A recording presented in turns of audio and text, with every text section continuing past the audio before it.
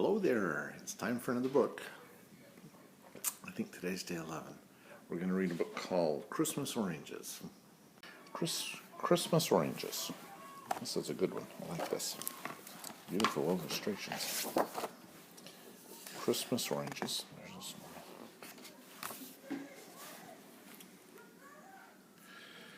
In a town not so far away, in a time not so long ago, there lived a little girl. Her name might have been Eve or Mary or Sarah, but no one knew for certain, for this little girl had been left on the steps of an orphanage a few years earlier. A note had been pinned to her nightshirt saying, "Please take care of this baby. She is a good baby." No clue was given as to her name. The lady in charge of the orphanage, Mrs. Hartley, began calling the baby Rose because of her rosy cheeks, and Rose she had been ever since. Rose's early years were spent at the Greenwoods Orphanage. She was loved and well taken care of by Mrs. Hartley. And because she could no longer remember any other home, she was happy. She used to tell herself she had 30 brothers and sisters, for she loved all of the children at the orphanage.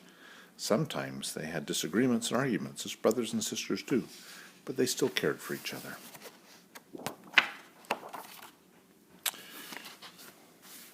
One wintry November, when Rose was 8 years old, a terrible flu epidemic swept through the country. People old and people young became ill. People old and people young died. The orphanage was no exception. Many of the children became very ill, and some of the children died. Mrs. Hartley, with her kind, loving heart, cared for the sick children as if they were her own. She bathed their fevered faces with cool water. She coaxed them to sip broth. She held them close and rocked them through the night. But after many days and nights of this, Mrs. Hartley too caught the terrible flu and slipped quietly from this life.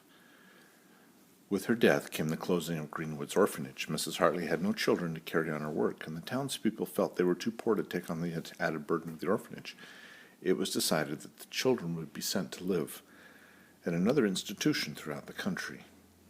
And so a few days later, Rose found herself on a train traveling through the night to a new town and a new home at another orphanage.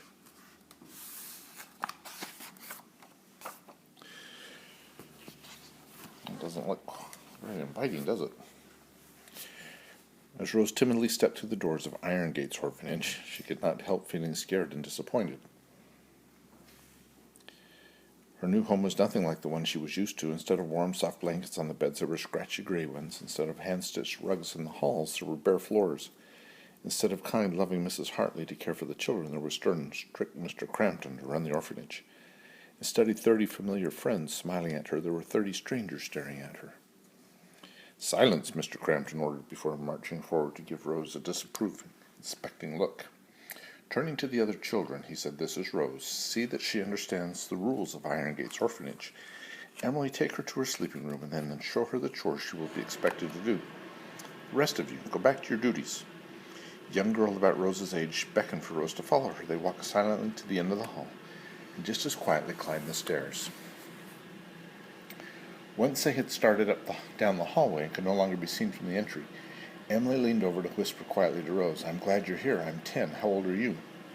Rose had been so frightened by Mr. Crampton's order for silence, when it seemed to her the children were already silent, that she dared not speak. She kept her eyes lowered and did not reply. Emily took her hand, patted it, and whispered, "It's all right to whisper up here. Mr. Crampton can't hear us. It's only when we're downstairs or when he's around that we have to hold still and be still. That's rule number 1. Hold still and be still. Up here we can talk and be friends." Even though Rose still dared not speak, she smiled, a tiny, shy smile at Emily. Over the next few weeks, Rose learned the rules and ways of Iron Gates Orphanage, some of the other children whispering them to her, and some after she'd broken a rule. Breaking a rule was the hardest way to learn. Mr. Crampton believed that once a rule was broken, there must be a punishment. Explaining to him that a new child didn't know a rule did no good. He said that if he let one person off for that excuse, others would try to use it too. Every rule broken must be met with punishment. Mr. Crampton's 3 favorite punishments were sentencing a child to miss a meal, do extra chores, or spend the evening by themselves. Rose soon learned or guessed most of the rules and was able to avoid punishment. November's white bleak snows soon became beautiful accents to December's Christmas greens and reds. Everywhere the Iron Gates children walked, they saw signs that Christmas would soon come. They would stand out in the cold evening air and... Hi there. Okay, it's time for another book. Today's the 11th. So we're going to read a book called The Tale of Three Trees. The Tale of Three Trees.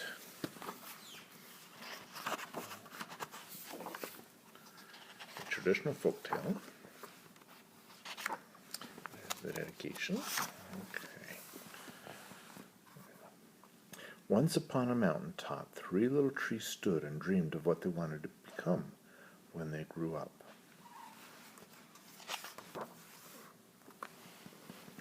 The first little tree looked up at the stars twinkling like diamonds above him. "I want to hold treasure," he said. "I want to be covered with gold and filled with precious stones. I will be the most beautiful treasure chest in the world."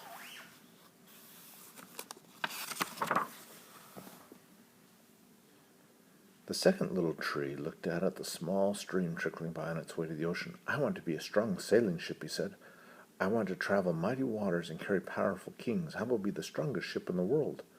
The third little tree looked down into the valley below, where busy men and busy women worked in a busy town. "I don't want to leave the mountain top at all," she said. "I want to grow so tall that when people stop to look at me, they will raise their eyes to heaven and think of God. I will be the tallest tree in the world."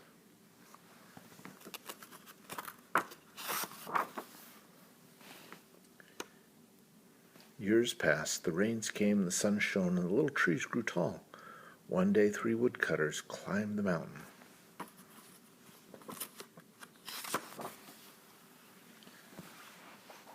The first woodcutter looked at the first tree and said, "This tree is beautiful. It is perfect for me." With a swoop of his shining axe, the first tree fell. "Now I shall be made into a beautiful chest," thought the first tree. "I shall hold wonderful treasure." The second woodcutter looked at the second tree and said, "This tree is strong. It is perfect for me." With a swoop of his shining axe, the second tree fell. "Now I shall sail mighty waters," thought the second tree. "I shall be a strong ship fit for kings." The third tree felt her heart sink when the last woodcutter looked her away. She stood straight and tall and pointed bravely to heaven. But the woodcutter never even looked up. "Any kind of tree will do for me," he muttered. With a swoop of his shining axe, the third tree fell.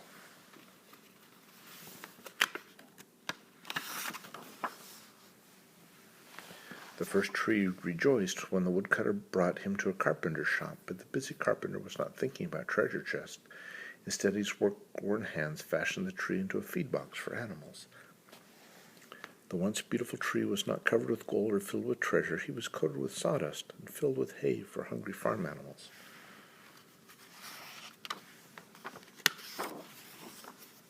The second tree smiled when the woodcutter took him to a shipyard. But no mighty sailing ships were being made that day. Instead, the once strong tree was hammered and sawed into a simple fishing boat. Too small and too weak to sail on an ocean or even a river, he was taken to a little lake. Every day he brought in loads of dead, smelly fish.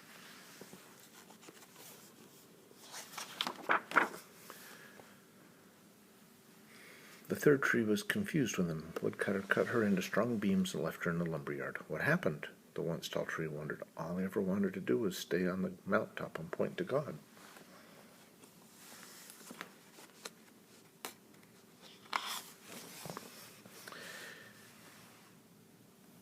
Many days passed and nights passed.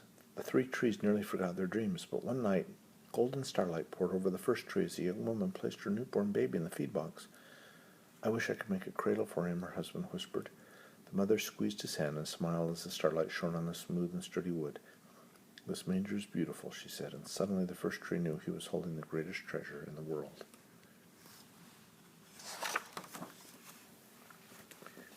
One evening, a tired traveler and his friends crowded into the old fishing boat. The traveler fell asleep as the second tree quietly sailed out into the lake.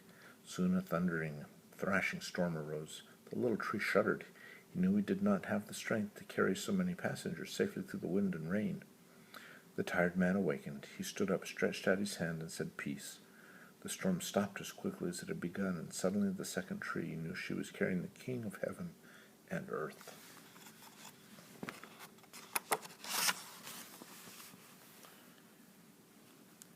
One Friday morning, the third tree was startled when her beams were yanked from the forgotten woodpile. She flinched as she was carried through an angry, jeering crowd. She shuddered when soldiers nailed a man's hands to her. She felt ugly and harsh and cruel.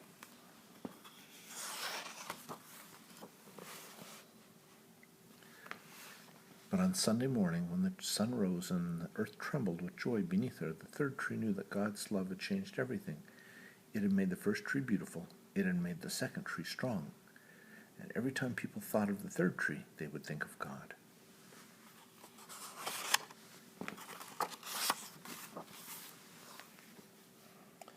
That was better than being the tallest tree in the world.